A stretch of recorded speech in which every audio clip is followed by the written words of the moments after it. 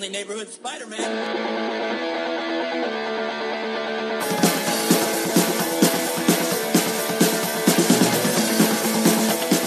The Watching Comics podcast is still here, and we are delivering you the preeminent hot takes, feedback, opinions, what have yous on the world of comic books meeting your screens. My name is Mitch, and my co-host Jake is arguably the coolest nerd you'll ever meet. Hi, Jake. Hey, Mitch. How's it going? It's going really well. It's a Thursday night. It's nice and cool out, but not too cold. Got the window open. Really can't complain about a lot. It's like that perfect 73 degrees with the sundown. Yeah. Sort of thing. Yeah. Very, very Anytown, USA feel going on right now. Yeah. The Midwestern Grab your sparklers, grill a hot dog, sit in your patio furniture, and just enjoy the good life. You literally described what tomorrow night's going to be like for me at work, so well done. Friday night off the hook. You were such a rager. I just want to be really clear. Mitch knows as well as anyone that a rager is nothing I have ever been. Like calling me when he says coolest nerd, it's not the compliment it sounds like. He's really just kind of setting a ceiling there. But I mean, if by rager we mean a stack of graphic novels. I was going to say a stack of stellar reading and a whole lot of not moving until you go to bed, then yeah, you be living the high life. I have to say, like, as we get into this week's topic, I have to say that this has been one of my very favorite weeks ever because I gauge the quality of an episode of this podcast by the kind of research I had to do for it. And if research meant going to see a movie, that's cool. But this week, research meant reading so many comics. Like I have put aside my recreational reading of, the stack of books I have so that I could focus just on comics for the last couple weeks. And I will also add that if you were wondering, the Omaha Public Library does have a limit, and it is 40 checkouts at once. That's the greatest nugget I've heard all week. We just throw out all kinds of factoids on this podcast. We're filed under comics and pop culture, but you're going to get all kinds of knowledge here, and you're going to learn to use the library better. That's what we're here for. We really should put together like a set of Trivial Pursuit cards based off of all the just generic crap that we gather for the sake of this podcast and the knowledge that we wield. But I think what I love the most is you are definitely one of the most earnest and avid readers of anybody that I know, just in both the broad scope of stuff that you read, but also the sheer amount of stuff that you can read in a calendar year is pretty remarkable. So knowing that you have tabled that, what do we want to call it? Superfluous reading that does nothing but stretch your brain and entertain you, to know that you've shelved that superficial stuff and traded it in this week for the real meaty philosophical, game-changing societal commentary work of the comics is, speaks to your commitment to not only what we do, but to, growing your mind. And I'm proud of you for that. You did your homework. You. Yeah, it's important that I do it for something. So, and we're here making society better is ultimately what we're doing. That's kind of our mission statement. Yeah, pretty much. Watching comics, making society better. One podcast episode at a time. You're welcome, everybody. Yeah. Right and left, we'll bring them together. We're getting people freed from North Korea. We're just, it's all, it all happened at the same time we started the podcast. I'm just saying, people, do the math. We're fast tracking our way to Nobel Prizes. So in that light, Jake, I don't know any other way to segue. So in that light, Jake, why don't you give a quick breakdown of what we are about to unveil for our lovely listeners this week? Okay, so to anyone who's listening, if you're a regular fan, which if you're not yet, if this is your first time with us, thank you so much for joining, and we look forward to having you as a regular fan. But you know that we do the production meeting text messages, and I'm gonna, as a peek behind the curtain. Most of the time Mitch has got I've said before, Mitch does all the real work on this thing. And so I'm just ear candy. That's all. And you're just the talent. That's yes. You've got your trailer and a cell phone, and that's really all that matters. Man, if that is my role here, we're so screwed. But so I actually had an idea for once, and I think that's part of why I'm so psyched. And my idea was, wait, we need to talk about the shows that aren't on TV. We need to discuss what are our dream projects that have not been made yet. And so that became this horrible, monstrous Sophie's choice of a task.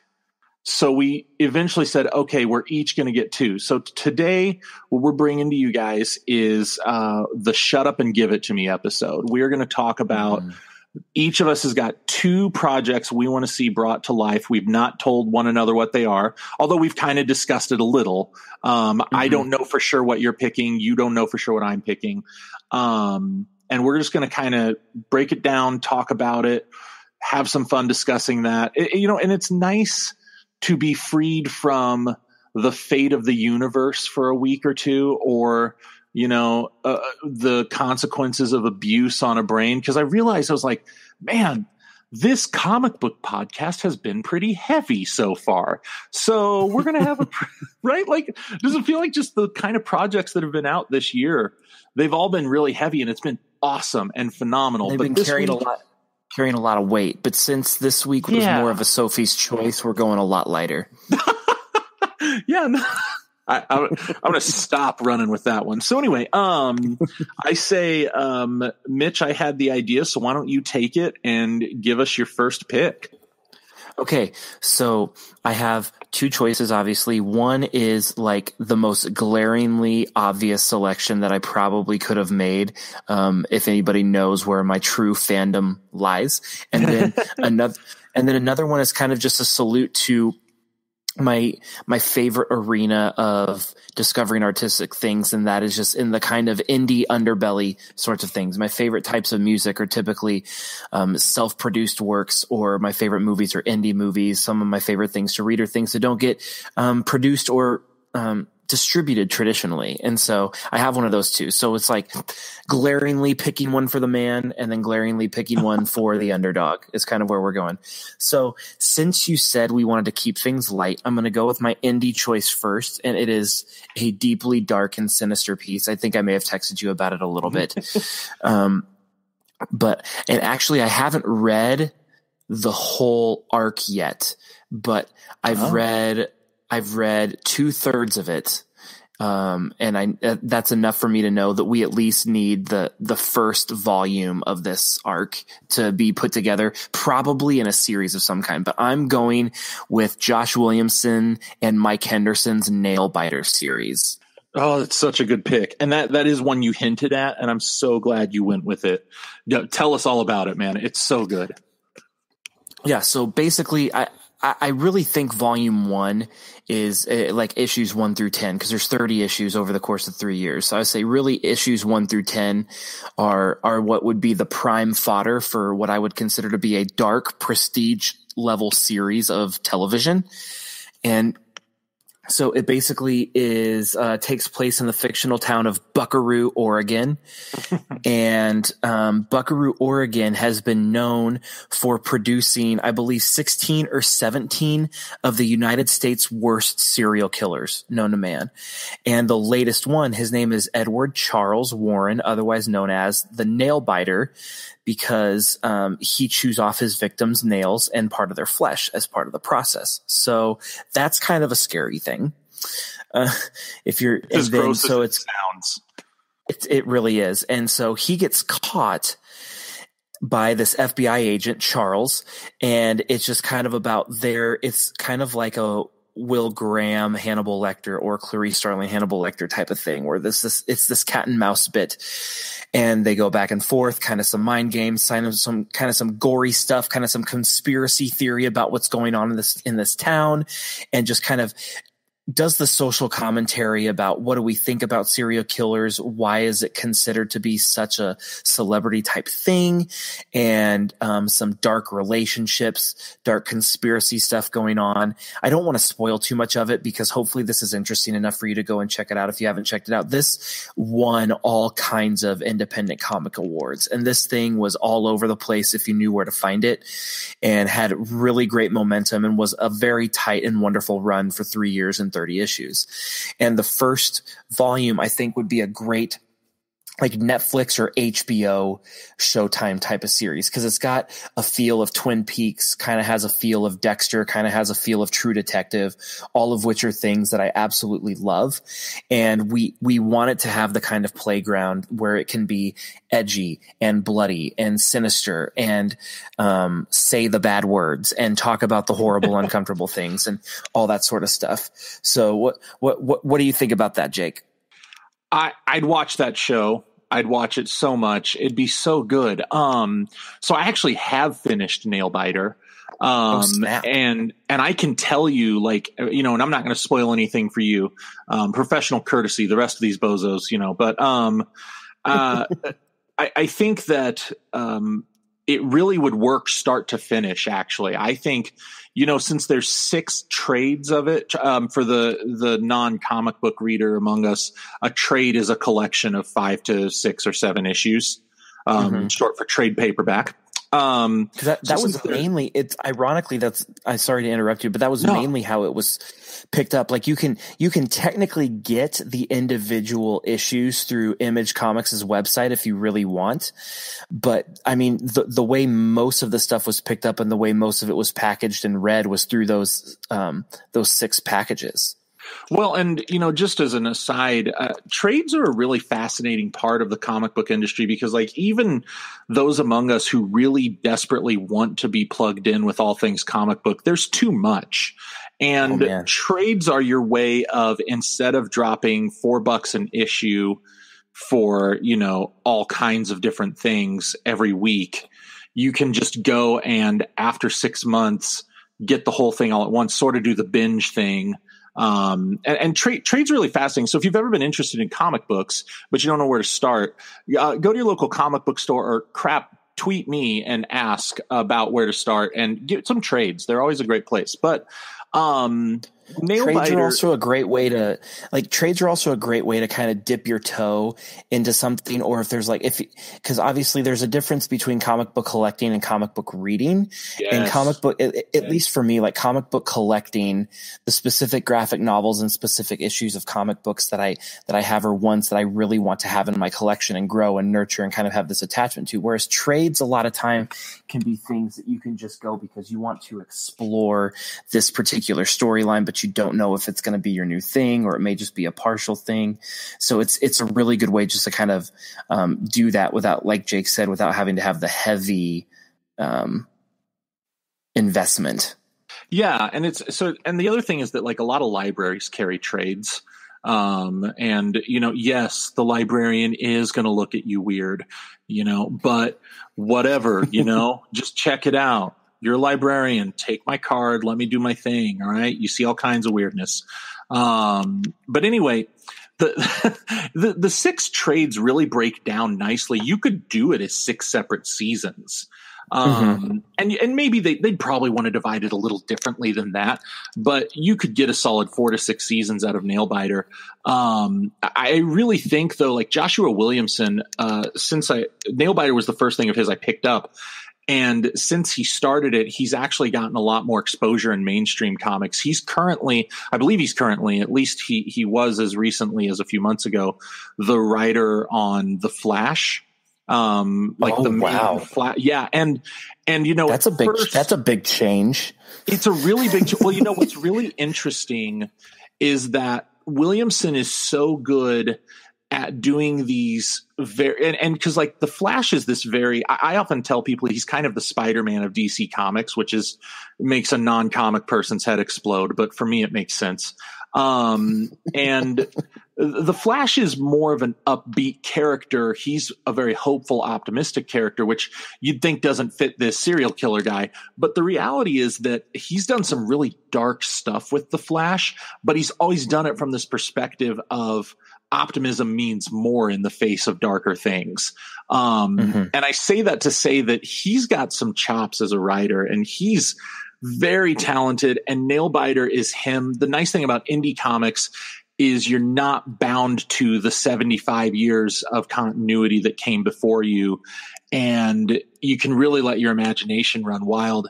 And so with Nailbiter, he really does that really well. And he's so good at, he wears his influences on his sleeve in all the things you named, and he tributes them so brilliantly, but it never feels derivative.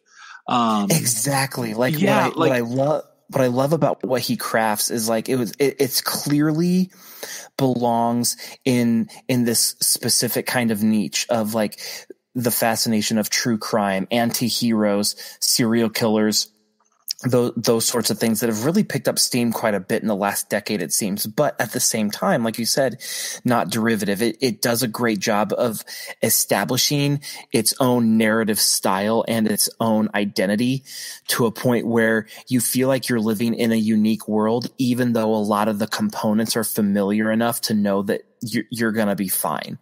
And I think that's just a sign of both understanding the genre and also great writing.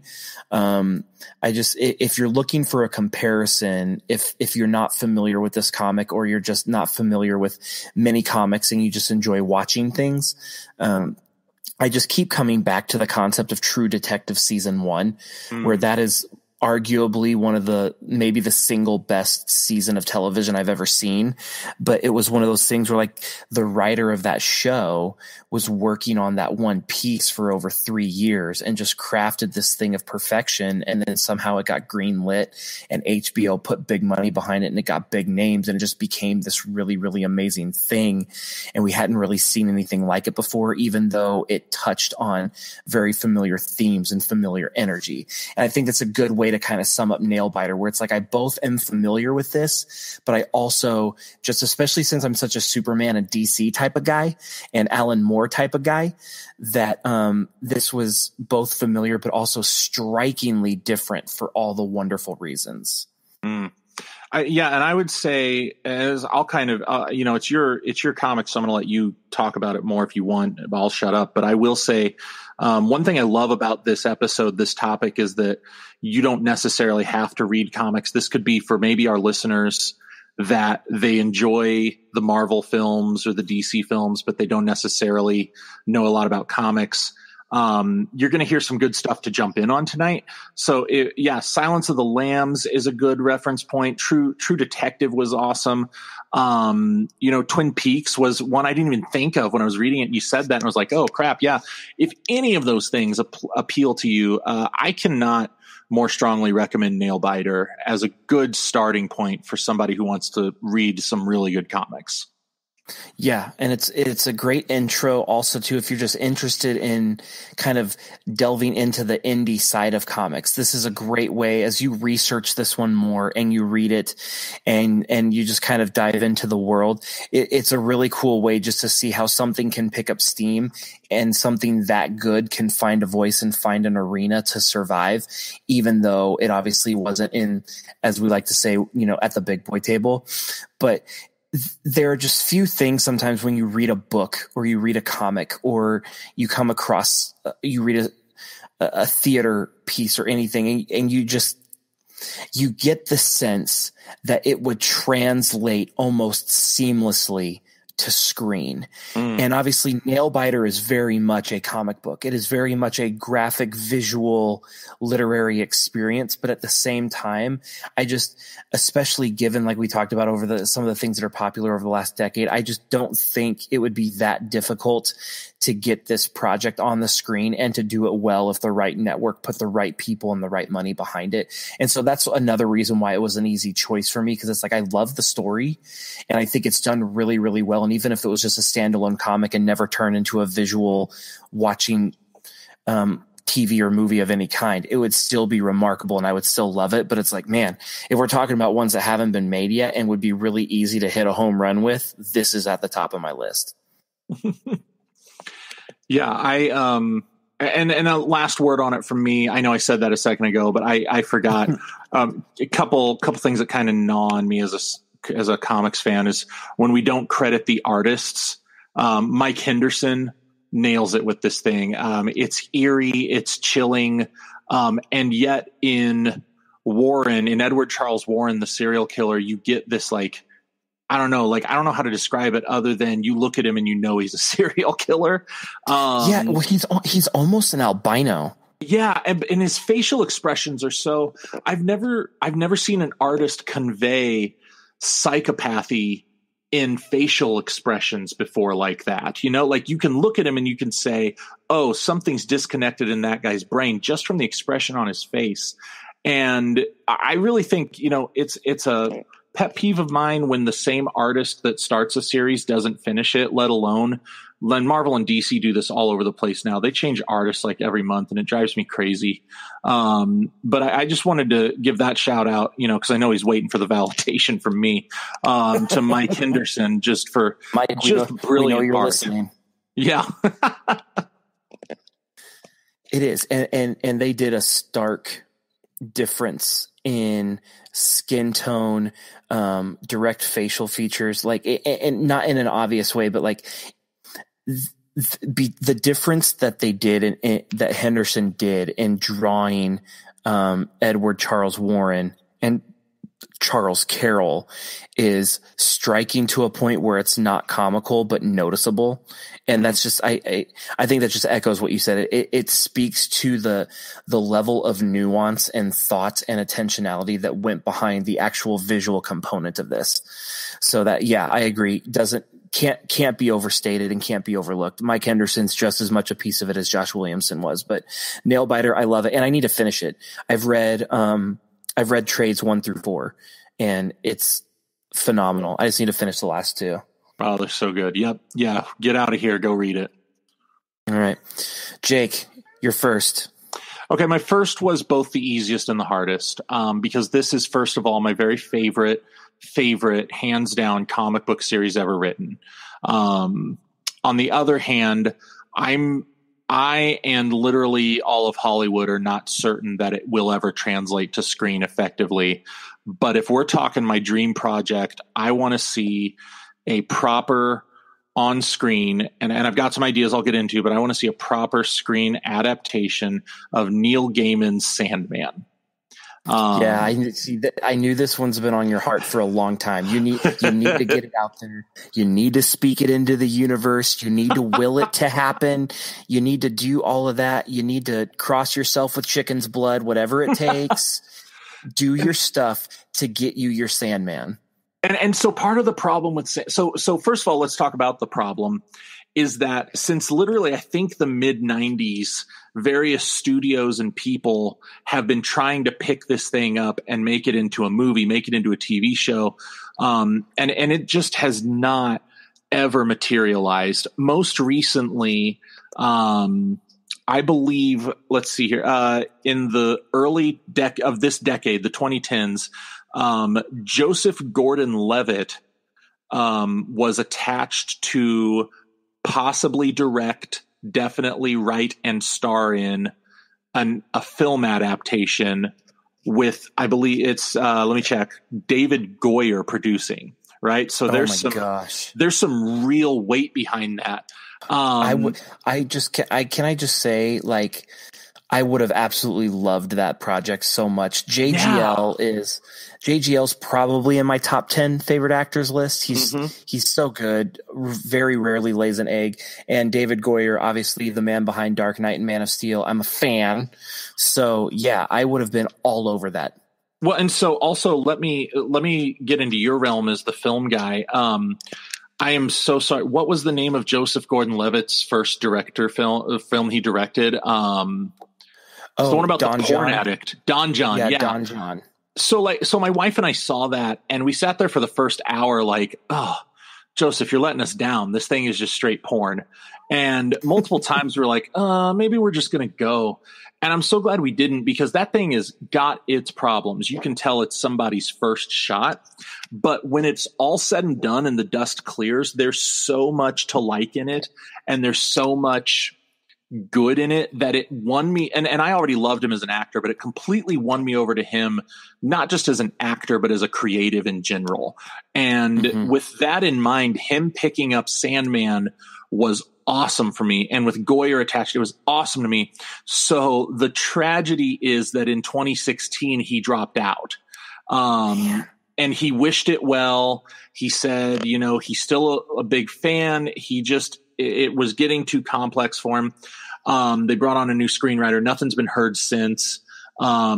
But, you know, hope springs eternal. So the thing with Sandman, let me explain a little bit, because you did that with yours, is Sandman is written by Neil Gaiman, who is one of my very favorite people alive. Neil Gaiman is an author of many different things.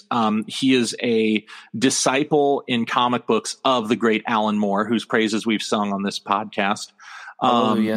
Yeah, and I guess the two of them got together, and Neil said, "Hey, will you teach me to write comics?" And Alan said, "Sure thing." So this is, you know, think of this as like a successor to the Alan Moore style. And Sandman is such a fascinating thing because it has such a dense mythology to it. It's basic, but it begins with this cult in the early 1900s tries to capture death, the personification of death, so that they can become immortal. And they do something wrong with their spell, and instead they get Dream, or the Sandman. And he kind of looks them over and he's like, wow, you were really lucky you got me and not her, because death's a woman in this. And so they're super hacked off that they got the wrong immortal. So they just keep him locked up for like 70, 80 years. And then he finally gets free. And so the initial story is about Dream or Sandman, you know, but typically he actually goes by Morpheus. He's got like 6 names in this thing. It's about Morpheus, Dream, Sandman trying to recover all of his realm and all of his power and set things right that went wrong while he was gone. And they do so much with it. There's an arc in it. I want to say it's the 3rd or 4th trade that is my very favorite. And it takes because Neil Gaiman has written before about his fascination. Again, we're back to serial killers. Weird theme tonight. Yay! Good, clean family fun. Yeah. But he talks a lot about his fascination with the rise of serial killers in the 20th century.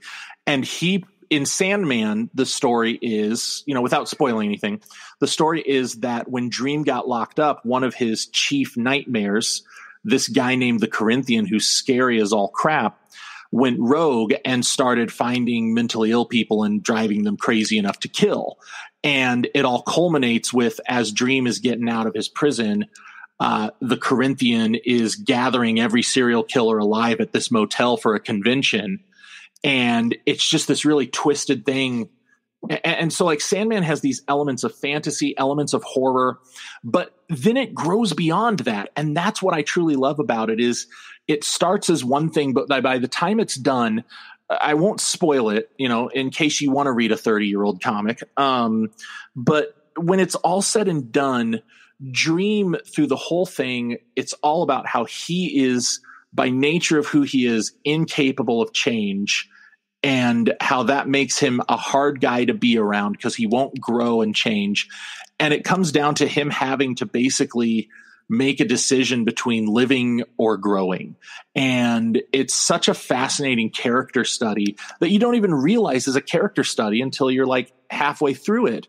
And the problem with making this thing for the screen is how dense it is, how quickly it changes settings, genres, stories, you know, because there's the first 4 or 5 volumes are straight horror.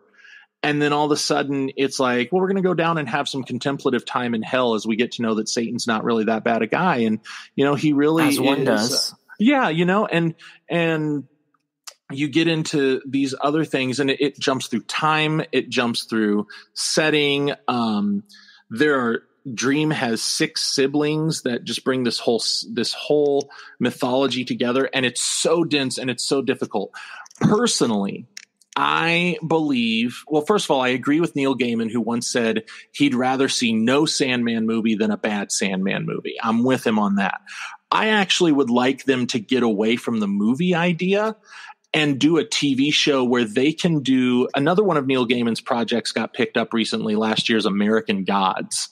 And the show American Gods has to take a single novel and make a running series out of it.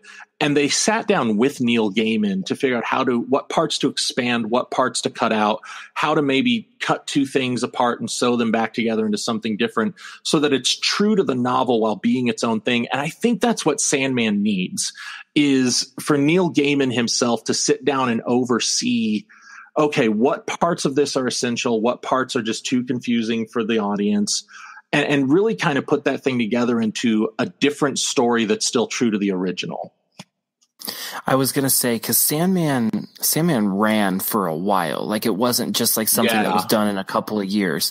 And like you said, there's just a lot of ins and a lot of outs, as the dude would like to say. And the only way to both give those things their due justice and also have them not be jarring or confusing, but have them be earned and meaningful, is to do it within the guise of a series. That's clearly what has to be. And that's probably one of the reasons why the JGL project was taking so long. One, no one like is going to fault somebody who leaves a project after it was in limbo for 6 years. That's a friggin' long time. And the other thing is when they originally had conceived that as a film, it's in 2010. That is before Hulu's really a thing, before Amazon Prime streaming is really a thing, and before the Netflix series is a thing. So it's like really all you have are Showtime and HBO, and then movies. And so that's really all you had. And so clearly this is something that is far too weighty and far too dense for a mere film. And that was probably the biggest portion of what was filling up those 6 years of nothing, is like them probably just trying to fight that battle of like, I'm not sure that this actually belongs on the big screen, because how do we put this all into one? So that's that seems to be the obvious answer there. But I myself have not read Sandman, but am familiar enough with and have read enough about it to know that this is something that I think would pick up steam if it was done right. It's got that darkness. It's got that philosophy. It's got a little bit of that supernatural. It's almost kind of like, it seems to me, you can tell me if I'm wrong, it's almost like Dr. Faustus for the 20th century in a lot of ways. I'd say it's in that vein, definitely. In that vein, with a little bit more character development and a little less philosophical, just blatantly heavy-handed saying things. But yeah, I don't know.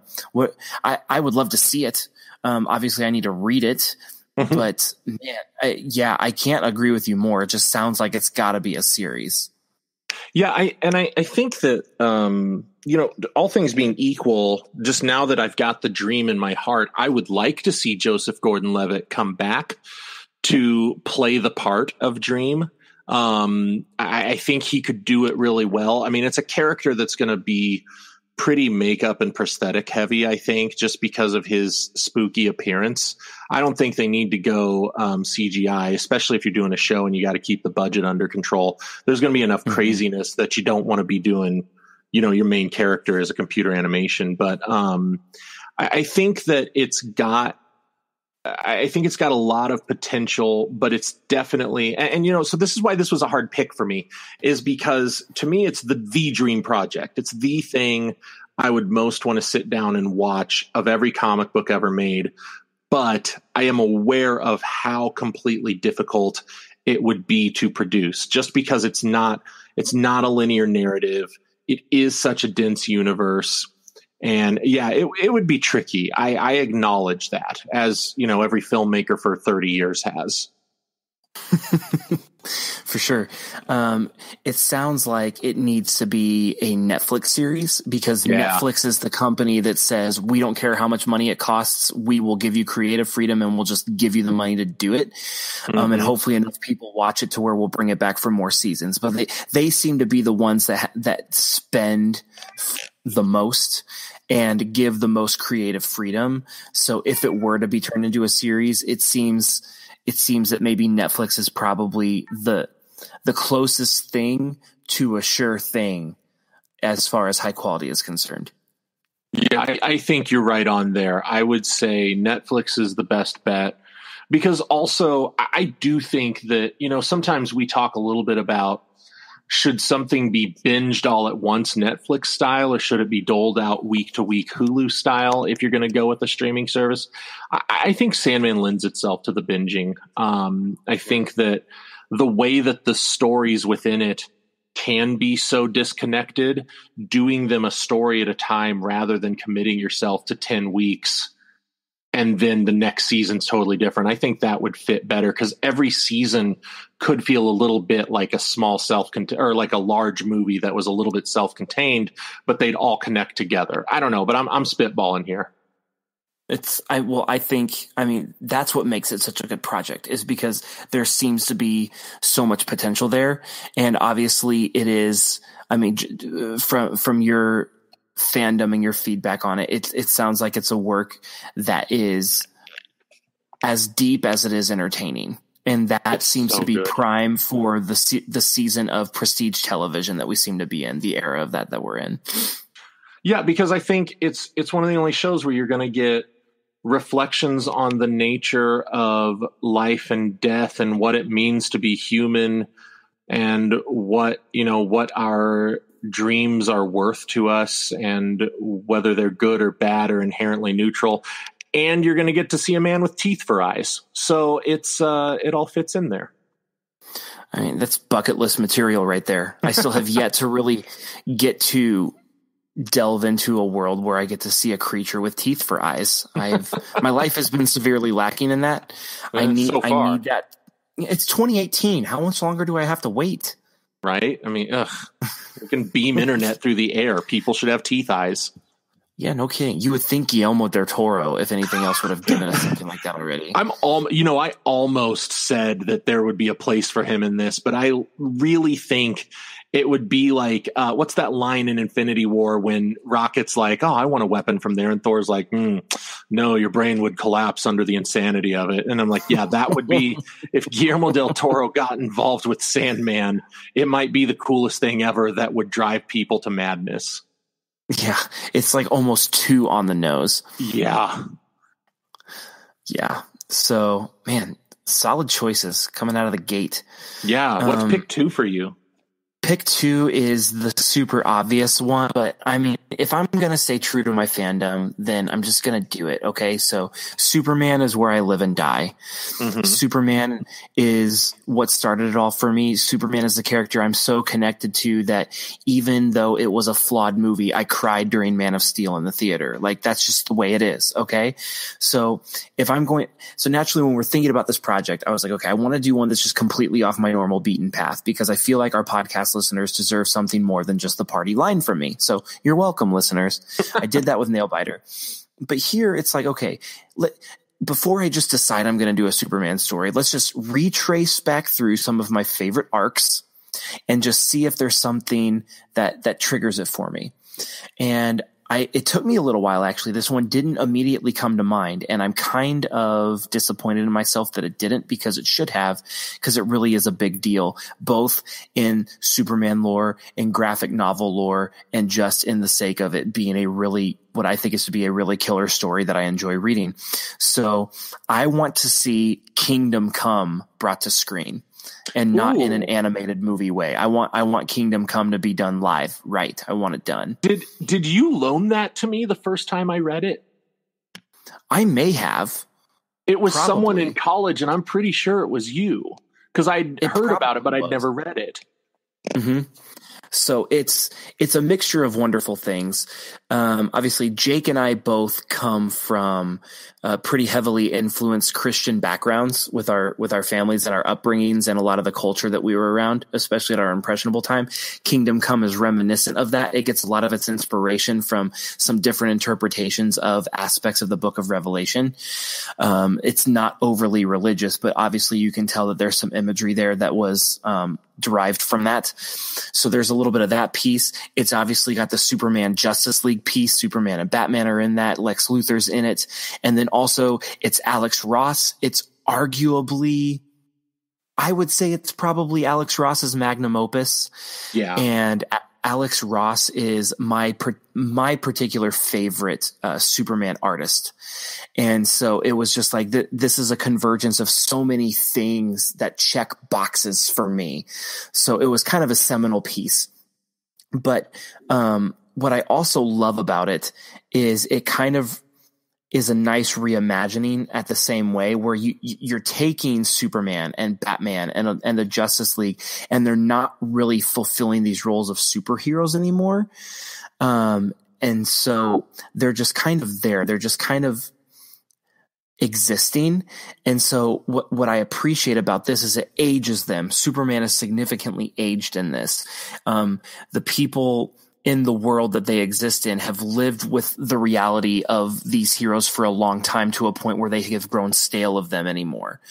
And and this was in the mid 90s. So it was kind of a big deal that these sorts of things were being thought about at the time. It hadn't really been explored in great detail yet. So seeing a Superman with salt and pepper hair, seeing an aged Batman, seeing a populace that is kind of over the concept of having these supers and relying on them, and seeing them having to come back in and being told through the lens of this narrator minister type character, Norman McRae, which I thought was a stroke of genius. I specifically want to see Kingdom Come done live. And I would especially like to see Viggo Mortensen in the role of Superman. Ooh. And, I think he would really do it justice, and we could have anything from the over the top of something like the Wachowskis directing it, or maybe even something like if someone wanted to branch out a little bit, and we could have like a Lars von Trier maybe even do it. I think could have, or maybe even perhaps a David Lynch if he wanted to venture into the world of spandex a little bit more.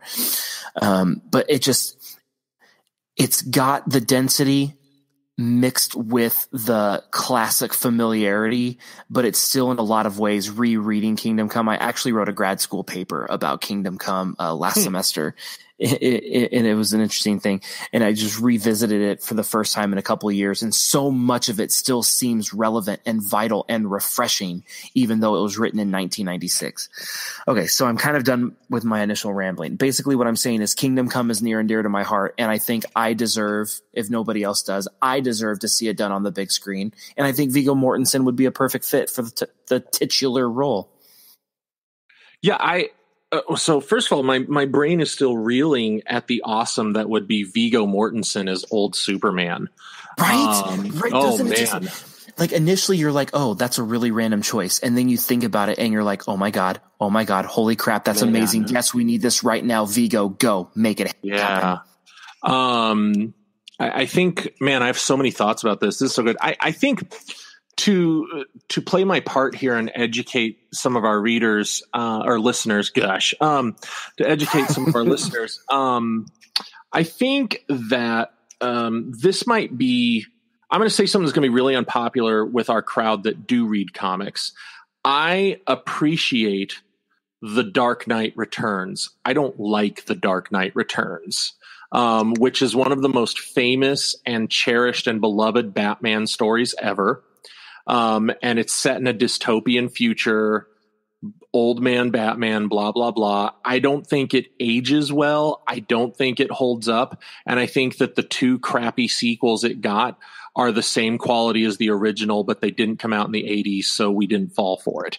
All that being said, I say that to lay the table to make the statement, Kingdom Come is to me what people want to pretend The Dark Knight Returns is. It is this awesome look at it's a dystopian look at superheroes that still maintains it maintains like what's great about superheroes while still criticizing it. It's really good. It's the art by Alex Ross is, I don't know how to describe it other than maybe if Norman Rockwell kicked ass, is how I would just, okay. That literally, that just blew my mind in so many different, like, I can still, like, this is such a big deal to me. Like, I can still remember the circumstance, the day, the time I received I finally got my hands on a couple of near mint condition original first prints of Alex Ross cover art of Superman comics. Man. Like, it's just such a big moment for me. Yeah. And it's his artwork is like, especially if you're following a superhero that's been around as long as like Superman, or even for you, like Spider-Man. Spider-Man's been around the block more than once. Like, you have your artists that you prefer to don your favorite character who you are attached to. Alex is my guy, and Kingdom Come is like, he's taking the best that he has to offer and throwing it into, like, it's almost like you're reading a mural, you know, in a lot of ways. And it's, I could go on and on about that, but yeah, and it's remarkable. So you can continue your thoughts. I mean, yeah, Kingdom Come, you could get a copy of that and just look at it. You wouldn't even need to read it, and it'd still be the best thing you saw.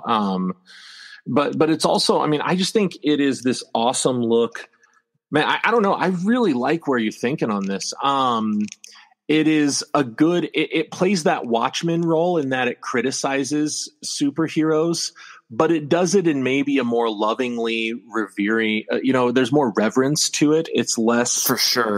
It's less a teardown and more of a, we love you in spite of these problems, or maybe like, hey, these problems lead us to loving you more. I don't know. I don't know how to explain it real well, but it is maybe a more reverent Watchmen, maybe a more enduring The Dark Knight Rises. And I think that while most comic book fans would say it's one of the greats, I don't think we rank it high enough when we name the greats. I think this.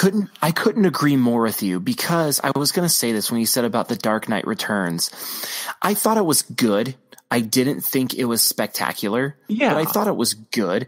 And so it brings me to this question of, like, especially now that we're, decades removed from it and everything, and we've seen a couple of movies that have been inspired by components of it.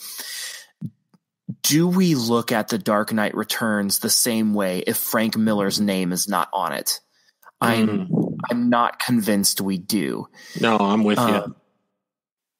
Kingdom Come, I think, still makes the short list if the story is the same and someone else does the artwork that looks exactly like Alex Ross's artwork. But you know what I mean? Like, I feel like Kingdom Come is both more, I say, astute and both more creative in what it conceives. And like you said, it's like, it's very familiar and it's got big names involved, but at the same time, with its familiarity, it still isn't quite high enough. Like, it may be on a lot of top 10 lists, but I would say it deserves to be in a top 5. Yeah, I'd agree with that. See, I think we underrate it more than that. I actually think it usually shows up in more of a top 25 than a top 10, just the way people talk about it. But I mean, we're splitting hairs over who's wrong at this point. So. Mm-hmm. And it's amazing to think that something of this broad of a scope can come together. Alex Ross conceived this as a 40-page handwritten outline. Like, this was like just a massive thing where he had just this flash of inspiration. He really wanted to try to bite it off and chew it and see what came together. And he just wrote this 40-page outline of what eventually became this thing. And it's just amazing to think that something so Herculean can start off so massive and still remain that massive and be a finished product that is that high quality. But man, I want to visually, I want to live in this world. I want it to take place in front of me. So that was my second choice.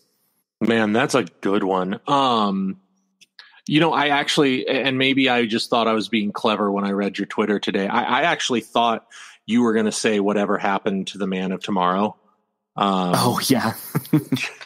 Because I think we were tweeting today or yesterday about how underrated that one is. And like, how did Alan Moore write what's supposed to be the final Superman story and nobody paid attention? Like, how did that happen? Yeah, I don't get it. And even now, like, how is it not, even at the time, like, okay, if you get it, you could say it was ahead of its time, and sometimes things become cult classics later. I get that. So here we are. We know who Alan Moore is. Yeah. We're all in this arena bathing in the glory of Alan Moore lore. And it still seems to be towards the bottom of the pile when we talk about him, or even when we talk about just individual issues of Superman. Like that was just a 2-issue arc is all that was. And if you want to talk about just 2 issues of just pure amazingness, that's in the conversation right there. Yeah, I would say that's probably a top 5 Superman story ever told. And I mean, I don't know, Alan Moore, it's like he's so good we even revere his Swamp Thing, and rightly so. Swamp Thing might be the best thing he wrote, but it's like that's such an obscure character, and like Alan Moore made Swamp Thing amazing. It's like, okay, why is no one talking about his Superman? I don't know. Anyway, my second pick, let me get us back on topic. On track. We're moving. I got us off track. It's only fair I get us back on. My last pick was tricky for me. There were some honorable mentions, specifically Southern Bastards by Jason Aaron was almost my pick, which is an awesome, awesome crime story. I gave some consideration to Why the Last Man. But I didn't go with that because that one actually might be in development still. And so I kind of stayed away from that one also because while Why the Last Man is excellent, and I have a former coworker from years ago that if he happens to be listening is going to be furious that I say this, Why the Last Man is not the best thing Brian K. Vaughan has written. I went with what I feel is Brian K. Vaughan's best writing. Oh, and snap. Brian K. Vaughan is the modern master, and he is brilliant. He writes nothing bad, and my pick is Saga. Okay, so I'm excited to hear about this. I am not familiar with it. Oh man, are you familiar with Why? You gave me a reaction on Vaughn's name. Yes, I'm familiar with Why. So that's really all I know about Vaughan. Okay, that's my exposure there. Why the Last Man? And for anyone who doesn't know, Why the Last Man is about disease that kills all men on the planet except for this one guy, this slacker dude and his pet monkey. And it's such a cooler story than that setup sounds like. And had that been the last thing Brian K. Vaughan ever wrote, we would have all said, job well done, Brian, rest easy. You have, my good and faithful servant. You have, that'll do, pig. Done it.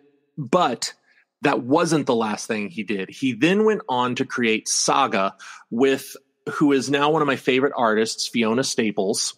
And again, shout out to when they let one person keep doing the art. Saga is not only awesome, it is the right time for it. Think about if we could take a blender and throw in Star Wars, Game of Thrones, maybe a little bit of pop culture, just zaniness, just some romance novels, just a little bit of Shakespeare, put it all in there, mix it up, and you have this incredible space opera that is just a couple of creative people doing what they want with no one having the stones to tell them no. So Saga is the story of, it's all set in another galaxy, and it's the story of, there's a big story and a little story, and the big story that frames it is an ongoing war between a moon and its planet. And there's a race of people with wings and a race of people with horns, and they're at war with one another and hate one another, just for many generations.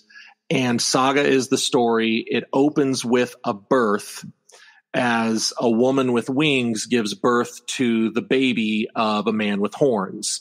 And they have this first ever known hybrid child. And it's just the story of this family gathering just deadbeats and drifters and outcasts around them as they try to stay a step ahead of both their governments and keep their daughter safe. And it's got robots with televisions for heads. It's got, as they should. Yes, it's got a talking walrus. It's got a ghost babysitter with her entrails hanging out at all times. There is a cat named Lying Cat that looks like I own a hairless cat. And if you dipped him in turquoise paint and made him the size of a Great Dane, you'd get Lying Cat, whose power is that if anyone tells a lie, he just looks at them and says lying. This is all insanity. And if anyone else, if I sat down and tried to write this, somebody would come and take all the liquor out of my house to make sure I never did anything like this again. But Brian K. Vaughan, heavy machinery. Yeah, I'd get my license taken away. That, DHHS would probably be talking to my kids. Brian K. Vaughan and Fiona Staples sit down and do this, and it is somehow the comic book that most easily makes me cry. It is tragic beyond anything I can describe.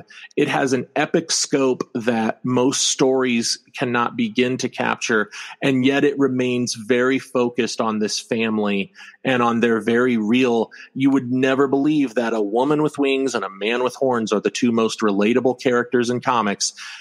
And yet there they are. Also, their spaceship is a tree. It's nuts. This thing is insane. Saga is completely bonkers, and yet it never takes itself too seriously. And because of that, it's able to be more serious than most comics. I can't say enough good about it. It's so good. It sounds like a wildly creative allegory of some of the most basic human things that we could experience in modern civilization. Yeah.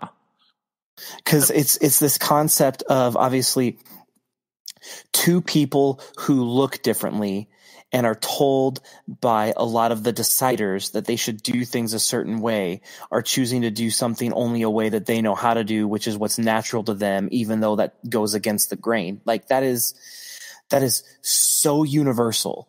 And the writing that can be found with those themes, regardless of whatever it is packaged within, the writing that can go along with those themes are just deeply rooted into profound things. The concept of,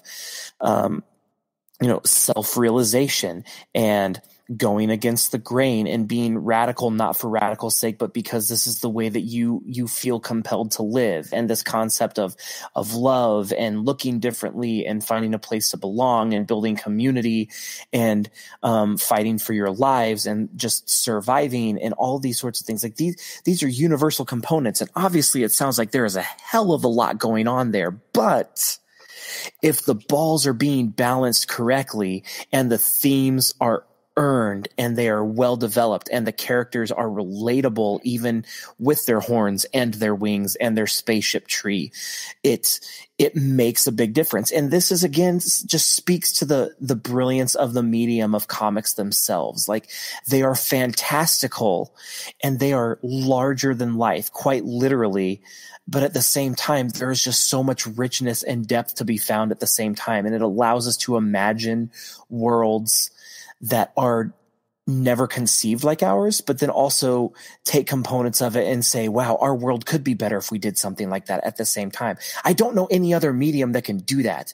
And so that just speaks to the testament of something like Saga, if it really is that remarkable.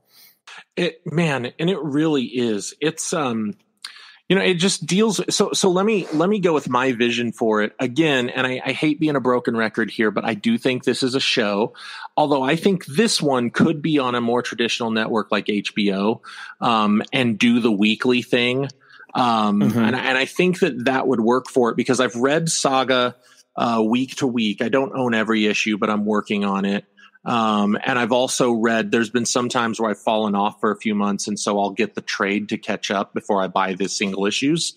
So having read it both ways, it works great both ways, but I think it works better on a week or on a monthly basis as that serialized storytelling.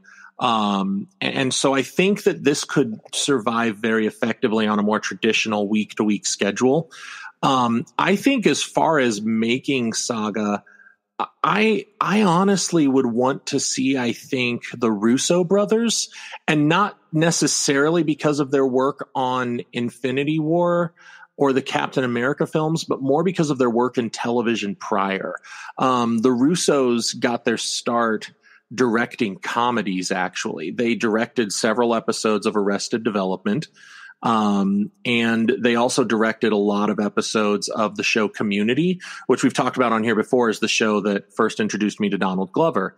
And I think that the reason those things convince me the Russos are right for it is because Community especially has some pretty dark gut punch moments, but it is still one of the probably 3 funniest shows I've ever seen. And and there's absurdity all over the place. And I think the Russos would be very effective at balancing the inherent absurdity of this story with the very dark and tragic nature of it. And I think they could give us something like that. And they clearly proved with Infinity War that they know how to make something intergalactic feel actual. And that sounds like it's obviously a key component in this narrative. Yeah. And that's just it, too. And so I talk about Community, but also to where they give me confidence they could do it in Infinity War is that, like you say, it's literally a galactic level conflict that Infinity War is juggling so many characters, and they still made you care about nearly every person that stepped on screen.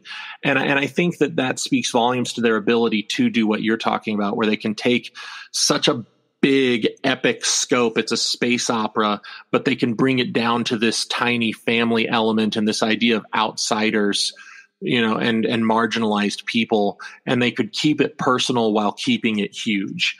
And so, I mean, in my dream world, probably the Russos make a saga series for HBO. I don't know how many seasons because it's not complete yet. Saga, as many as it takes. Give them all to me. That is exactly right.